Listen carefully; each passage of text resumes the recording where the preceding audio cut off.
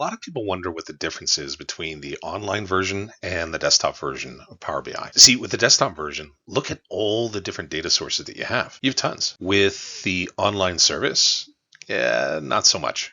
If I go to create a report, I can just paste in data or use a published semantic model. The other thing that's different is the model view. I have full control over this model view. I can create measures and columns and tables and create hierarchies and do all kinds of different things in here. But with the online version, I can look at the model, but I don't really have a whole lot of other controls or features that I can use. As you can see, it's pretty plain, to be honest. However, the online version does have workspaces, and that's really different. Workspaces allow a group of people to work together, and they don't have to worry about using anybody else's data sources. They know that everything that's in the workspace is theirs. The other thing you can do is create apps. The apps really make it look like a polished report. You can manage permissions inside the app and a whole bunch of other things too. And that really separates it from the desktop version.